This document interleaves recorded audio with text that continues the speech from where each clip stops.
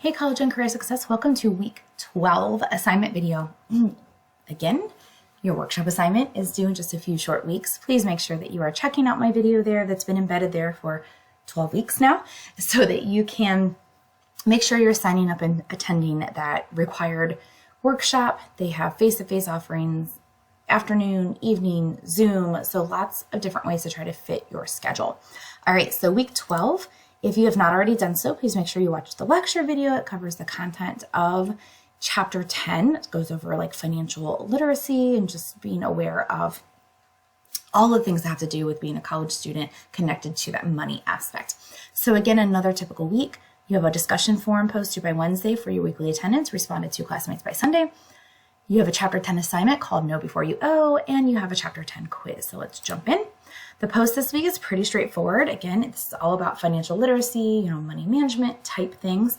So it says, how do you feel when you do not have enough money for something? Will you stop spending on some wants while you build up your emergency fund? So, we're living in I would say almost like a post-COVID world where things are quite pricier than they were, pre-2020. So how do you kind of manage that? Do you get frustrated when you don't have enough money for something? Do you have a good grasp on wants versus needs? Are you building an emergency fund? How do you go about doing that? So that's just kind of a general post that talks about that money aspect. The next assignment is Know Before You Owe. So you'll click on the PDF. It's going to open up into this. And sorry, you're going to have to do a little bit of math with me today. So to do this, we're going to go to the Stark State page, paying for college, tuition and fees. Oh, I hate when it clicks right there. There we go. So we're just going to use this, and I want you to do this however you would like to do this. If you are taking 6 credit hours, go ahead and use the 6 credit hour. I'm not going to worry about all the fees. Everyone's tuition is not going to be this flat fee right here. Some of you have fees that are added in based on your program, based on materials, whatever that might look like. But for our purposes, I would just keep it kind of simple. So go ahead and look to see what credit hour cost you are currently maintaining. So let's say I'm taking, I'm just going to keep it simple, 5 credits because it's a nice, no change at the end. So $973. You go ahead and choose, if you're taking 9 credits, if you're taking 3 credits, choose that number. So I'm going to do $973. I'm going to keep that number the same for both, because this is going to be like a demonstration of scholarships, financial aid, that kind of thing. So this is how much the student is making now, or costing to go to college. This is room and board. We're not residential. So let's say that every semester you tend to have to spend a couple $100s on books, gas, materials, whatever it might be. So I'm just going to put $300 in each of those spots. And then you're just basically going to say, okay, how much is that total? So it's going to be the same for both. And I don't know why that box is not big enough, but it's $1,273. Now, I am going to put down here someone who has excessive aid. So that means that they're getting more than they need. And then someone who is not getting enough. So let's say for this student, they're going to get $2,000 in aid. Right? So technically, when I take those two numbers, I am going to get a negative number.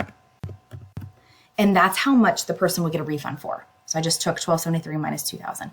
And that's how much a refund check would be deposited in for me. Now, in this case, I'm going to say this student's only getting, $700 of some kind of scholarship or financial assistance of some type. And so they're going to end up getting $573. They're going to owe that money. So negative is a refund, a positive is what you owe. Now, that's the first couple of steps. Step 3, unless you are able to modify this and type right in there, you're going to go ahead and answer these questions. You're going to click in. You're going to save this with your changes, upload the file, but you're also going to hit create submission because there are 2 questions under here. It says, what should student with excess aid do with their refund check? 2 ways. Should they pay back their loan? Should they buy a new computer? Should they save it? And then what should student who O's cover the distance. List 4 ways and rank them that they should make up that money. Should they get a second part-time job? Should they apply for more scholarships? Or should they take out a loan? Should they ask money for family? Whatever it might be. That's what you can type in under the Create Submission here. Questions 1 and 2. So you're going to be submitting this document and then answering those questions as well, and then hit submit. So I should be able to see the document, like the work, so to speak, and then your answers to those questions. All right, and then the last thing is your Chapter 10 quiz. So I'm going to pull that up. And this is going to go through, concepts from Chapter 10. If you realize your expenses were greater than your income, what could you do? So how would you go about basically balancing your budget? Our chapter also talks about like the benefits of credit unions and versus banks, the pros and cons of each. So how would you go about making that decision? What do you think you could consider? How would you evaluate which one was best for you? So kind of think about what's good and bad about banks, what's good and bad about credit unions, and how would you make that decision? Question 3 is about financial literacy, specifically related to credit cards.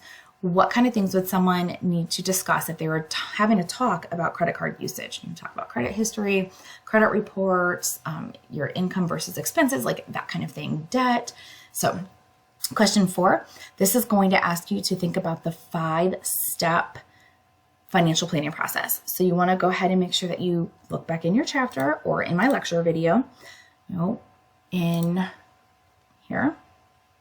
And it's going to go through personal planning. Here's the 5 steps right here. So you want to make sure you take all those into consideration when you're answering that question. And then number 5, compare and contrast grants, loans, work study. Where do they overlap? How are they different? And which one's the best and why? All right, so that's your Chapter 10 quiz. So again, for this week, make sure you are completing your post by Wednesday for attendance. The Know Before You Owe, submit the PDF and answer those 2 questions in the submit area if you need to, the right submission area, and then your Chapter 10 quiz. Have a great week.